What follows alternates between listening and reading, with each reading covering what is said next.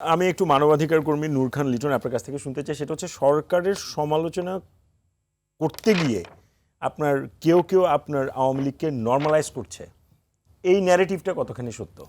দেখেন, সবচেয়ে ভয়ের জায়গাটা হচ্ছে এখানে।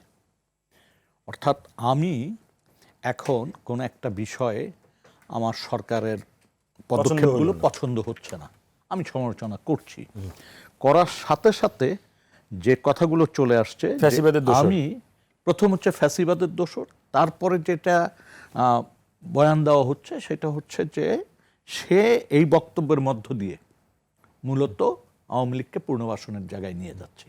এই যে আরো এক মিনিট ফর্ম হচ্ছে নাই করে দাও। হ্যাঁ, এই যে একটা জায়গা, এই জায়গাতে যে জিনিসটা হচ্ছে, ধরেন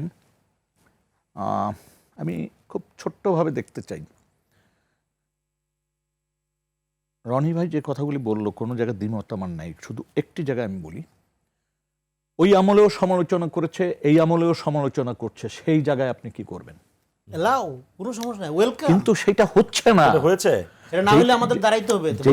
যেটা হচ্ছে দাঁড়াইছে, দাঁড়ানোর ভয় আছে। যেমন ধরেন, যেমন ধরেন, তো দুইটা নিয়েই চলতেছে না, সমস্যাটা কোথায় আমি কয়েকদিন ধরে খেয়াল করতেছিলাম, যেমন ধরেন অনেকের অনেক বক্তব্য আমি গ্রহণ করতে পারি, আমার কোনো আপত্তি নাই, কিন্তু সেটা যদি অশ্লীলভাবে এবং সেটা যদি একটা সুস্থ সমাজের বাইরের থেকে বলা হয়, ওইটা তো আমি সমর্থন করতে পারি না। তার 90% কথাবার্তা ঠিক আছে, কিন্তু 10% এমন অঙ্গভঙ্গি এবং এমন ভাষা যেটা আপনি সমর্থন করার জায়গা হারায় ফেলেন। এখন আমি সমালোচনা করছি, এই সমালোচনা আমি তখনও করেছি, বিশ্বাস করেন তখন সর্বোচ্চ যে কথাটা বলছিলাম যে গুম খুনের দায় শেখ হাসিনা এড়াইতে পারবে না, এটা শেখ হাসিনার আমলে বলছিলাম ডয়েস ভ্যালিতে, যার জন্য আমাকে দেশ ছাড়তে হয়েছে। আজকেও এর চেয়ে বেশি তার বলতেছি না, এই পর্যন্তই বলতেছি।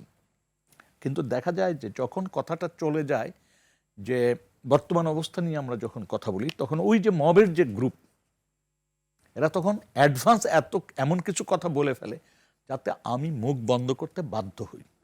পরিবেশটা এইটা হচ্ছে মানে ওই যে ভয়ের সংস্কৃতি, যেটা যেমন আমরা এত সুশীল না, মানে আমি তো কয়েকদিন ধরে খেয়াল করতেছি আসলে এটা দিয়ে কি বোঝাইতে চায়। আর একটা জিনিস আমি দেখলাম, আপনি অবাক হয়ে যাবেন, একদম 360 ডিগ্রিতে চলে আসছে।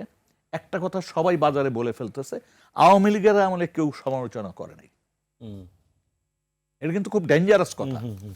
যেইটুক ক্ষীণ কথাবার্তায় স্ট্রংলি কথাবার্তা হইছে তোরে ভাই, অনেক সাংবাদিক বলেছে, অনেক মানবাধিকার কর্মীরা আর কিছু বললে বলে কি এতদিন কইছিলেন, এখন এই যে এই কথাগুলি কেন আসতেছে, তার মানে যারা এই কথাগুলি যে বয়ান তৈরি করতেছে তারা হিস্ট্রি দেখে না, তারা বাস্তবতাই দেখে না।